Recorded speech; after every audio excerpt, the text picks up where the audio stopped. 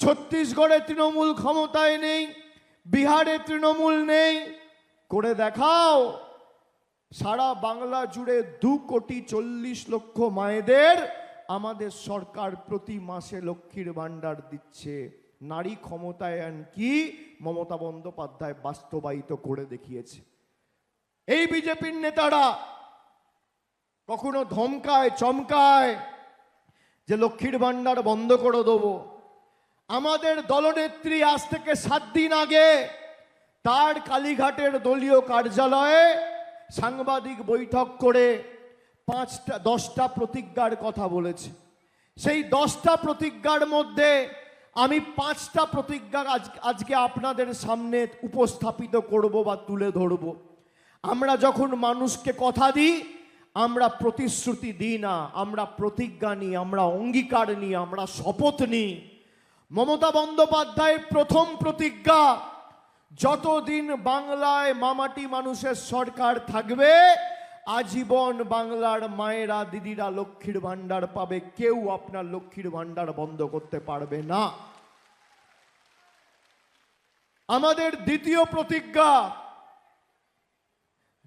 প্রতিজ্ঞা আগামী 5 বছরে 2026 সালের 4 মে চতুর্থবার সরকার তৈরি হবে এবং 26 থেকে 31-এর মধ্যেই 5 বছরে যত বাংলায় পরিবার রয়েছে সবার বাড়িতে নলবাহিত পরিশ্রুত পানীয় জলের ব্যবস্থা আমাদের সরকার করবে। আমাদের তৃতীয় প্রতিজ্ঞা, আগামী দিন মানুষকে হাসপাতালে যেতে হবে না, প্রাইমারি হেলথ সেন্টারে যেতে হবে না, সুস্বাস্থ্য কেন্দ্রে যেতে হবে না, দুয়ারে স্বাস্থ্য শিবির তৈরি করবে ব্লক ওয়াইজ। প্রতি বছর রাজ্য সরকার বাংলা জুড়ে যত ব্লক আর টাউন আছে প্রত্যেকটা ব্লকে আর টাউনে দুয়ারে স্বাস্থ্য ক্যাম্প তৈরি হবে, যাতে আপনি স্বাস্থ্য পরিষেবা পান এবং আপনার বাড়ি অবধি স্বাস্থ্য পরিষেবা আপনার দুয়ারে গিয়ে পৌঁছায়। আমাদের তৃতীয় প্রতিজ্ঞা। চতুর্থ প্রতিজ্ঞা, যত বয়োজ্যেষ্ঠ প্রবীণ নাগরিকেরা আছেন যারা বার্ধক্য ভাতার জন্য নিবেদন করেছিলেন, তারা সবাই মাথায় রাখুন, কেন্দ্র সরকার টাকা দিক আর না দিক, যেভাবে মমতা ব্যানার্জির সরকার লক্ষ্মীর ভান্ডার দিয়েছে, আগামী দিন সবাইকে বার্ধক্য ভাতা তাদের ব্যাংক অ্যাকাউন্টে আমাদের সরকার পৌঁছে দেবে চতুর্থবার সরকার তৈরি হওয়ার পরে। আর পঞ্চম প্রতিজ্ঞা, 4টে প্রতিজ্ঞা বললাম, শুনলেন।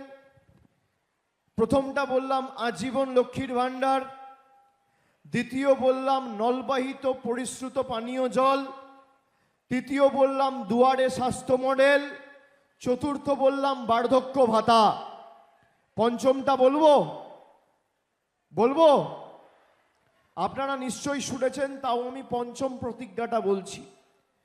গত 5 বছর ধরে কেন্দ্র সরকার বাংলা আবাস যোজনায় 10 পয়সার সাহায্য সহযোগিতা রাজ্যকে করেনি। গরিব মানুষের টাকা এই জনবিরোধী মোদী সরকার আটকে রেখেছে। মমতা বন্দ্যোপাধ্যায়ের সরকার গত 2 বছরে বাংলায় 32 লক্ষ পরিবারকে বাড়ি দিয়েছে কেন্দ্রের কোনো সহযোগিতা ছাড়া। কত বাড়ি দিয়েছে? 32 লক্ষ। এর মধ্যে 10 পয়সার অবদান মোদির নেই। হতে পারে বিজেপির নেতারা বলবে অভিষেক ব্যানার্জি মিথ্যে কথা বলে যাচ্ছে, মোদিজি টাকা পাঠাচ্ছে। এখানে ক্যামেরা রয়েছে, আপনাদের হাতে মোবাইল ফোন রয়েছে। আমি যদি মিথ্যে কথা বলি, প্রমাণ করতে পারে, আমার বিরুদ্ধে মামলা করে আমাকে জেলে ঢোকাবে বিজেপির নেতারা। দেখবো কয়েক সত্যি কথা বলছে আর কি মিথ্যে কথা বলছে। গত 5 বছরে একটা গরিব মানুষের বাড়ির টাকা নরেন্দ্র মোদীর পদ্মফুল আর বিজেপির সরকার দেয়নি। আমাদের পঞ্চম প্রতিজ্ঞা, কেন্দ্র সরকার টাকা দিক আর না দিক, যত গরিব মানুষ বাড়ির আবেদন করেছেন সবার মাথার উপর পাকা ছাদের ব্যবস্থা আমাদের সরকার করবে। কেন্দ্র সরকার সাহায্য করুক আর না করুক। 5টা প্রতিজ্ঞা, এরকম আরো 5টা রয়েছে। নতুন মিউনিসিপ্যালিটি হবে, জেলা হবে, শিক্ষা প্রতিষ্ঠানগুলোকে নতুন করে তৈরি করা হবে, পরিকাঠামোগত উন্নয়ন হবে। একাধিক প্রতিজ্ঞার কথা বলেছে, 10টার মধ্যে খালি আমি আপনাদের 5টা বললাম। মায়েরা একবার নিজেদেরকে জিজ্ঞেস করুন তো, সংসারের গুরুত্বপূর্ণ কাজ ছেড়ে আপনারা আমাদের সবাই এসছেন। 2014 সালের আগে দৈনন্দিন জীবনের নিত্য প্রয়োজনীয় জিনিসের মূল্য কোথায় ছিল, দাম কোথায় ছিল, আজকে কোথায়? একটা রান্নার গ্যাস 2014 সালের আগে 400 টাকা দাম ছিল, আজকে সেই রান্নার গ্যাসের দাম 1000 টাকা। দুধ ছিল 27 টাকা 28 টাকা লিটার, এখন সেটা 62-65 টাকা লিটার। চা পাতা ছিল 150 টাকা, 140 টাকা কেজি। আজকে চা পাতার দাম কত, সর্ষের তেলের দাম কত, দুধের দাম কত, রান্নার গ্যাসের দাম কত? দৈনন্দিন জীবনের নিত্য প্রয়োজনীয় জিনিসের মূল্য বৃদ্ধি আকাশ ছোঁয়া। 400 টাকার গ্যাসটা ভাঁওতাবাজি করে মোদি আপনাকে 1000 টাকা বিক্রি করছে, আর দিদি আপনাকে 0 থেকে প্রতি মাসে 1500 টাকা লক্ষ্মীর ভান্ডার আপনার হাতে তুলে দিচ্ছে। একদিকে মোদি কাটছে আর আরেকদিকে দিদি দিচ্ছে।